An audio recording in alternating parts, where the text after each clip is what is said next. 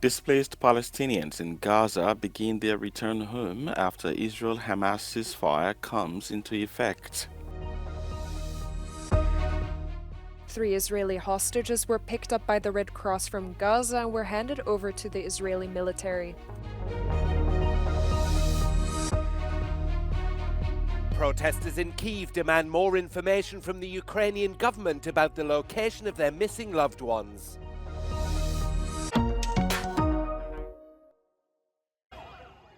Thousands of displaced Palestinians in the Gaza Strip began their return home on Sunday following a ceasefire agreement between Hamas and Israel.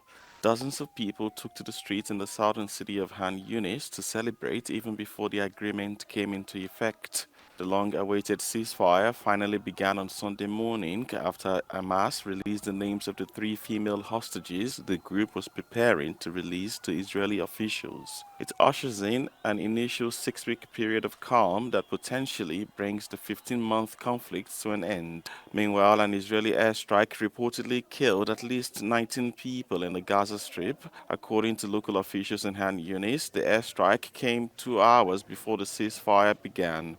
Across the border, around 95 trucks carrying humanitarian aid entered the Rafah crossing before being allowed into the Gaza Strip on Sunday. The crossing at Rafah, Gaza's main gateway to the outside world, has been closed since the Israeli army took over the area last May.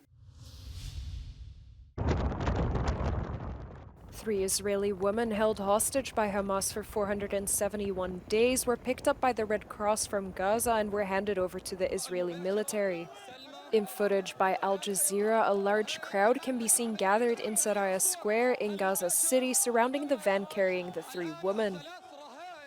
Meanwhile, the IDF released images of military personnel setting up a facility where the hostages would receive initial treatment before going to the hospital. The 3 women were released in exchange for 90 Palestinian prisoners. It comes as part of a ceasefire agreement between Israel and Hamas, which went into effect Sunday morning. Once the ceasefire took hold, 8 trucks were seen crossing into Gaza at the Rafah crossing from Egypt. Thousands of Palestinians were also seen returning to the remains of the homes they had evacuated during the 15-month war.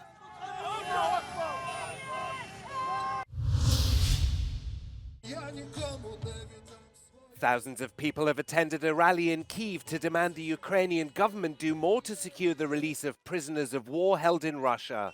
They're also demanding authorities step up efforts to locate missing loved ones. There have been semi-regular protests in Ukraine to demand answers about the whereabouts of family members missing in the war. Protesters have expressed their frustration over what they say is the government's poor communication and lack of clarity.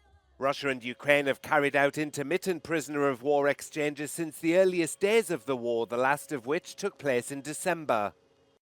Meanwhile, at least 3 people were killed in a Russian missile and drone strike on Kyiv in the early hours of Saturday morning. The city's military administration said 3 people were injured in the attack.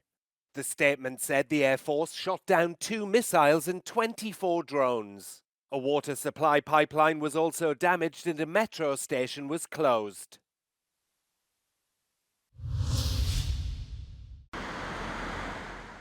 More and more drivers from the south of Romania and even from Bucharest are traveling to Bulgaria to fill up their cars with cheaper fuel. Romania and Bulgaria joined the Schengen area on the 1st of January. The removal of the border checks has made it easier to travel between the 2 countries. Mult mai avantajos. Deci vin din București ca să fac plinul aici, ca să mă înțelegeți. Ca la noi în România este totul scump. In Bulgaria, both gasoline and diesel are significantly cheaper. As a result, those who are crossing the Danube manage to save more than 50 lei on a full tank. E diferența de 1 leu.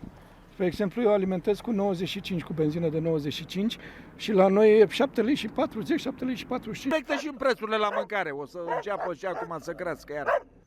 In Romania, fuel prices have been rising steadily. Economists say the increase is a result of the government's repeated decision to raise fuel excise duties.